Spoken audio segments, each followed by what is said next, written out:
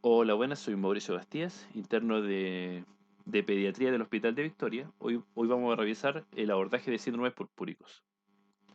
En la primera instancia hay que definirlo. Un púrpura es la traslación de eritrocitos a la piel y esta se da como consecuencia de trastornos hematológicos, de la coagulación o de los vasos.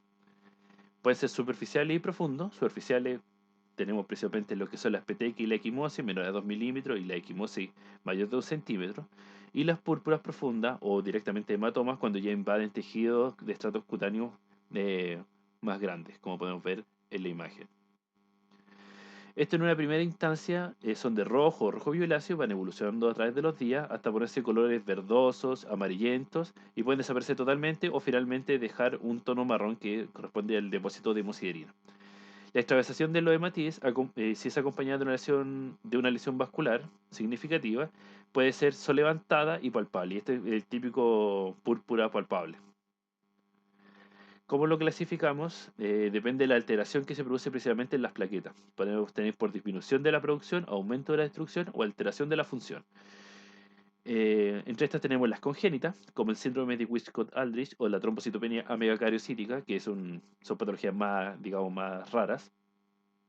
Adquiridas como la anemia aplásica, la leucemia y los síndromes mielodisplásicos, por aumento de la destrucción, como la trombocitopenia inmune primaria, el lupus eritematoso sistémico, el síndrome antifosfolipídico, y no inmune, infecciosa, por ejemplo, obviamente en un carácter de una infección grave más bien, una sepsis, por ejemplo, fármaco o microangiopáticas.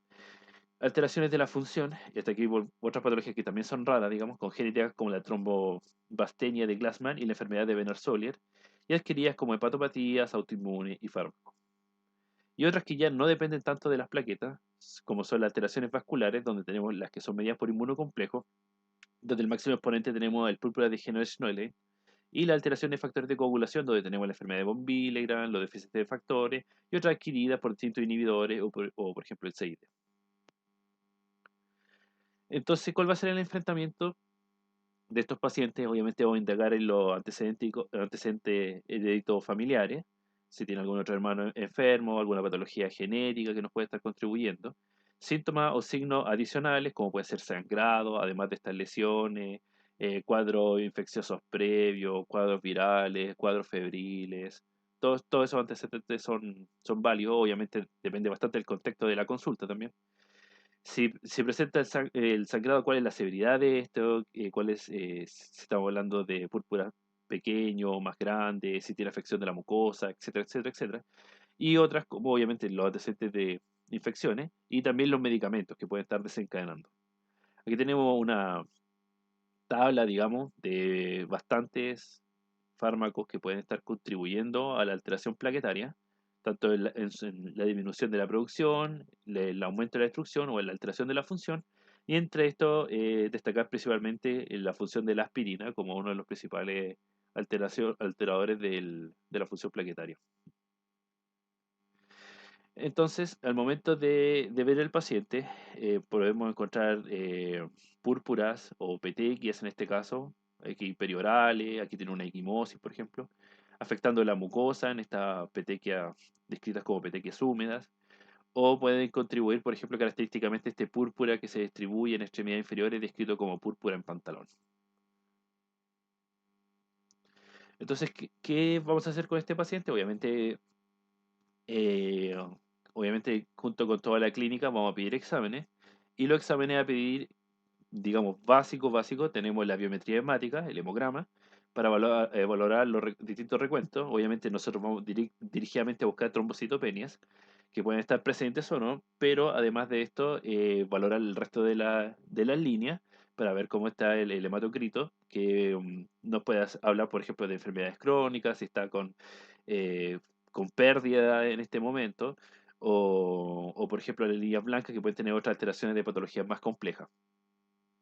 Y el frotis, obviamente, que obviamente igual depende de cada patología, puede contribuirnos a la etiología de alguna patología. Y lo otro que vamos a lograr, obviamente, es la vía intrínseca y extrínseca a través del TDP y el TTP, para ver si podría tener, por ejemplo, alteraciones de deficiencia de factores. Y los estudios especiales que ya depende básicamente de lo que nos vaya guiando un poco la clínica. Bueno, en la primera instancia vamos a revisar la trombocitopenia inmune primaria. Trombocitopenia como tal es cuando hay una cuenta plaquetaria menor a las 100.000 y es inmune cuando obviamente el desorden está caracterizado por una disminución de las plaquetas debido a la destrucción de las plaquetas medido por anticuerpos o una producción limitada por la misma por parte de los megacariocitos. Esto ocurre en pacientes pediátricos como adultos y tiene tres picos, que son en los niños, en los adultos jóvenes y los adultos mayores. La Sociedad Americana de Hematología publicó guías para el diagnóstico alrededor del 2010 y el 2011 para el PTI, pero estas principalmente se encuentran vigentes al 2017 y 2018. Se han hecho otras actualizaciones, pero son menores. Y un grupo internacional de trabajo, TIP, también publicó sus recomendaciones, estandarizando más bien las definiciones, la terminología en la relación a los lineamientos, para que estos estudios con el PIT finalmente sean básicamente todos los pacientes tratados de la misma manera. En el fondo, en los últimos años lo que realmente se ha hecho más que nada es establecer un poco más de orden y incluir alguna terapia ya más bien indicada por especialidad. Entonces, estas trombocitopenias, ¿cómo las clasificamos? En primaria y en secundaria. Primaria, obviamente, donde la patología no existe otra enfermedad con la que pueda asociarse la trombocitopenia. Y secundaria son todas estas otras formas de trombocitopenias que son medidas inmunológicamente o no, y que tienen otra enfermedad a la cual uno finalmente se le atribuye la causa. La incidencia se estima que es de alrededor de 1,9 a 6,4% en cuanto a los pacientes agudos, y la crónica llega hasta el 0,5%, y en los adultos es un poquito más, llega hasta el 3,3% en lo que son las agudas. Hay un poquito de variación, digamos, en ese sentido. En niños generalmente se inicia a un proceso viral, que en los adultos no está, o que en el fondo estimula la producción inmunológica. En el joven adulto las causas llegan a ser variables, prevaleciendo las causas inmunológicas infecciosas, y en un 10 o 20% finalmente no encontramos una causa como tal. Aquí está más bien la formación de las plaquetas. Tenemos la célula megagariocítica, productora de las plaquetas, que esta es la médula, empieza a liberar al torrente sanguíneo, y estas, digamos que las plaquetas tienen una vida media que está principalmente determinada por el ácido ciálico.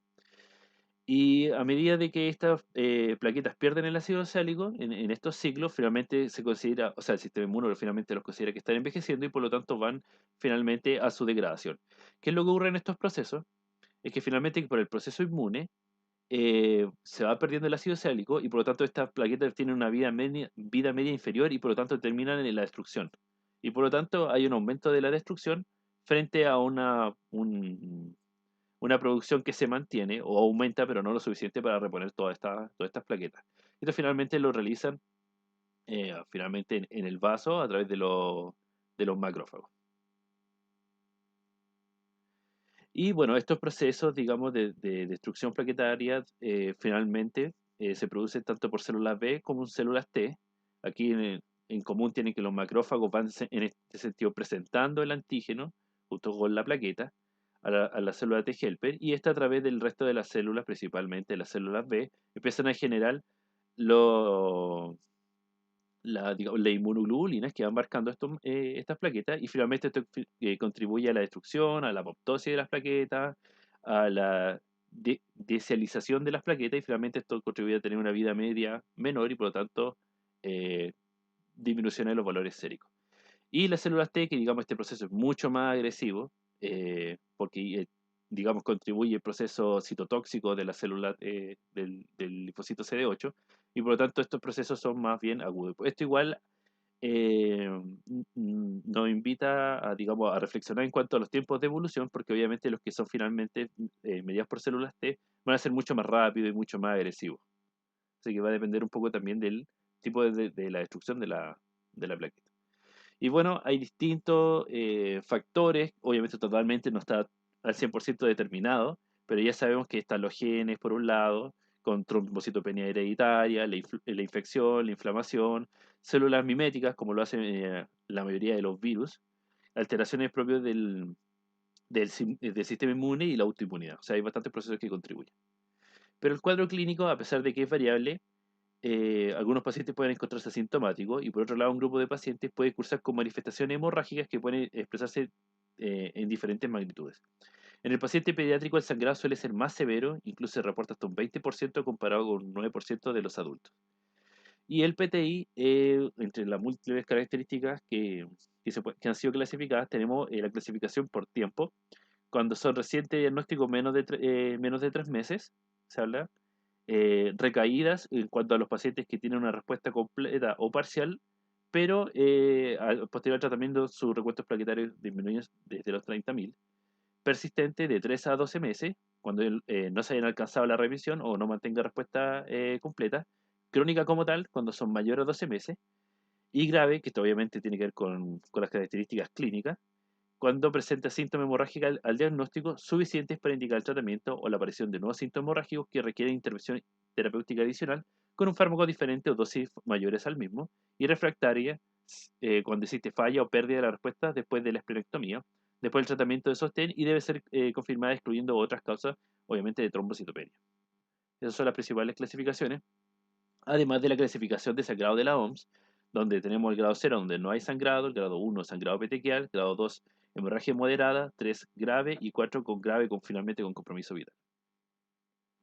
Entonces, ¿cómo realizamos el diagnóstico? Lamentablemente en el PTI falta la trombocitopenia inmune primaria, eh, falta, digamos, pruebas, digamos, que no pueden ser concluyentes, porque finalmente estos diagnósticos son más bien de exclusión y se basan básicamente en lo que es la clínica, el examen físico y en el frote de sangre periférica.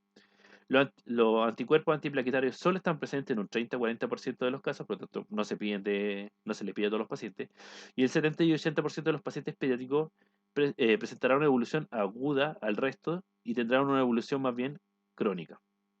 En adultos esta presentación suele ser mucho más variable, con un número mayor de evoluciones hacia la cronicidad.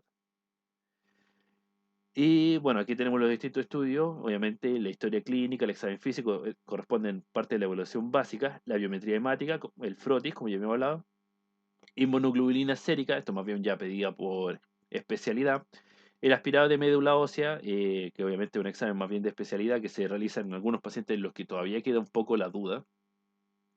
Y otra historia que depende más que nada del contexto del paciente, como son el grupo sanguíneo, el CUPS directo o indirecto, para saber básicamente si es inmunológico o no, la determinación de Helicobacter pylori, y lo que sí se pide harto en general es la serología viral, porque se sabe que todos estos pacientes eh, bien cursaron con una patología viral o pueden estarla cursando en esta instancia.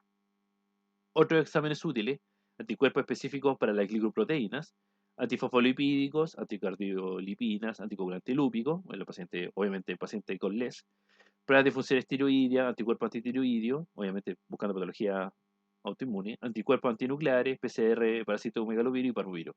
Y exámenes que ya han pasado a la posteridad, que tenemos varios, pero entre estos destacar el tiempo de sangrado, que era digamos, una prueba que antes se hacía harto y ahora ni siquiera por la especialidad se realiza. Entonces ya tenemos bastante clasificado con respecto a la cronicidad, con respecto a la patología aguda o crónica. Y hay que establecer qué vamos a realizar con el tratamiento. Obviamente estos pacientes, aparte de todo el cuadro clínico, van a tener una trombocitopenia, que según esta nosotros vamos a indicar el manejo, que como ya adelanto, el manejo más bien es de soporte, y en general se le administra además corticoides. Pero obviamente que no todos los manejos son inocuos, y por lo tanto no les podemos dar corticoides a todos los pacientes, sino a los que tienen la cifra de plaqueta adecuada. Más de 50.000 no está indicado tratarlo; entre 30 y 50.000 solo si están con un cuadro de hemorragia o si saben que van a sangrar, por ejemplo, en el caso de una hemorragia, o sea, de una cirugía. De 10.000 a 30.000 en general se tratan, pero depende mucho a veces que pueden ser asintomáticos, y ahí depende un poco de si yo le puedo estar tomando hemogramas cada cierto tiempo. Entonces ahí depende un poco si lo evalúo, depende un poco del centro, de qué tan cerca viva dentro del hospital, y menos de 10.000 estos pacientes se tratan siempre. Obviamente el tratamiento busca revertir la causa y evitar las hemorragias, y obviamente todo esto tiene que ser no solamente medido por el hemograma, sino que también por las manifestaciones clínicas, la molestia, el aumento del dolor, etc. Eh, Obviamente la respuesta al tratamiento se realiza con conteos de plaquetas que son iguales o superiores a 100.000, obviamente muy lejos del rango de que puedan tener alguna hemorragia, en al menos en 2 ocasiones con 7 días de diferencia, o plaquetas mayores a 30.000, o al menos incremento de 2 veces por arriba de la cuenta basal medida en 2 ocasiones, que esto depende obviamente de los valores basales de plaquetas que tenga el paciente. Y el tratamiento va a depender básicamente si decide hospitalizarlo o no. Obviamente inferior a 10.000 plaquetas, ese paciente puede tener sangrado ya casi inminente, sangrado muy muy fácil, y por lo tanto esos pacientes tienen que ser hospitalizados. Pero los pacientes que uno puede manejar en ambulatorio o que pueda realizar múltiples controles, en general se van a ir con el manejo de la prednisona oral. Y los pacientes que van hospitalizados obviamente se pueden beneficiar más bien de dexametasona o metilprednisolona. Además de todo esto, hay que saber que muchos de estos pacientes, como el 60-70% de los pacientes, van a evolucionar bien independientemente del manejo que le dé. ¿Ya? Entonces, igual hay que realizar las valoraciones con respecto a quién les vamos a dejar el manejo de corticoides, porque no todos se van a beneficiar de ello. Y la inmunoglobulina, obviamente, ya reservada para los pacientes que eh, necesitan tener control del sangrado ya en el corto plazo, porque necesitan incorporarse a alguna cirugía o depende del riesgo, o si tienen hemorragia intracraniana y un grano, etcétera. Se reserva obviamente para pacientes más críticos. Y aquí tenemos un gráfico pequeño para ver en qué instancia afectan el tratamiento. Y tenemos que los corticosteroides, la inmunoglobulina, afecta a la unión de la plaqueta con la inmunoglobulina, ¿ah? Con la unión finalmente con el macrófago, al igual que la esplenectomía. Y los corticoides también tienen una acción dentro de lo que son la médula ósea. ¿Ya? Y bueno, aquí por este lado tenemos bien la terapia que es más bien secundaria con inmunosupresión. Entonces, como ya le hablaba, el 78% de los pacientes además responderán finalmente al manejo de corticoides. El uso de inmunoglobulina intravenosa, como ya le adelantaba, depende básicamente del sangrado, sistema nervioso central, gastrointestinal. Obviamente cuando los pacientes necesitan ir a cirugía previo o cuando obviamente son refractarios a esteroides o otros tratamientos. Estos son los tratamientos de segunda línea. Aquí, bueno, hay bastante terapia nueva también, inmunosupresora, pero esto ya finalmente lo ve el especialista. Y el segundo diferencial, digamos, principal del PTI va a ser el niño, o sea, el púrpura de Degenerationally. Este es una vasculitis más común en la infancia y afecta frecuentemente al grupo etario comprendido entre los 2 y los 6 años, preescolar, escolar, aunque puede presentarse en niños mayores e incluso en adultos. Esta se presenta en una incidencia del 10 a 22 por cada 100.000 habitantes, y más del 90% de los casos reportados con pacientes pediátricos menores de 10 años, con un pico de incidencia finalmente en los 6 años. Aquí tenemos una imagen con respecto a la fisiopatología, donde se empiezan a acoplar los complejos autoinmunes de inmunoglobulina A dentro del vaso, ya que finalmente lo que terminan produciendo es daño endotelial. Y esto va a depender obviamente de qué tan cerca esté el vaso, de qué estructura se va a producir qué. Por ejemplo, si está cerca de la piel, va a producir obviamente el púrpura, que es la materia de esta presentación. O si se va hacia el riñón, va a producir glomerulonefritis. Y también puede producir sangrado gastrointestinal. Depende básicamente de dónde esté la mayor concentración de autoanticuerpos. Y la clínica típica va a ser un púrpura que va a ser palpable, ¿ya? Que va a producir artritis en un 75%, dolor abdominal en un 60 o un 65%, y puede tener alteraciones renales que finalmente, digamos, finalmente lo que no queremos encontrar en estos pacientes, y termina siendo una de las expresiones dentro de las expresiones más graves, dentro de lo más común, obviamente. Y esta imagen para recordar que presenta este púrpura en forma de pantalón, que afecta principalmente la extremidad inferior. Bueno, tampoco existen criterios muy determinados sobre cómo diferenciar esta patología, pero los que nos porta el EULAR PRES son que tenemos que tener el criterio obligado más uno de los siguientes criterios menores. El obligado es que tengamos efectivamente encontrar un púrpura que sea palpable la mayor cantidad de las veces, como el 70-80% de las veces son efectivamente palpables, o petequia, que son predominantemente en extremidades inferiores y no deben tener trombocitopenia.